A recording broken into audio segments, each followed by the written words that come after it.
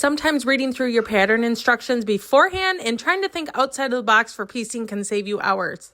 I wish I would have used this method in my most recent quilt I started, but it totally slipped my mind. So let me show you how to make your quilting go a little bit faster with connecting strips and then cutting your pieces. I am making a bunch of 16 patch squares with this jelly roll, and instead of going right into it and cutting a bunch of 2.5-inch squares, I am instead going to piece these two strips together by putting them right sides together and sewing along the entire edge 1/4 inch. Then I went ahead and pressed the seam open on the back, and then I started cutting 2.5 inches in. Then I arranged my pieces how I want to make this 16 patch block. But I could have made this even easier on myself. I could have then cut my jelly roll strips in half and then placed the two sets of two strips right sides together and sewn along the entire edge 1/4 inch again.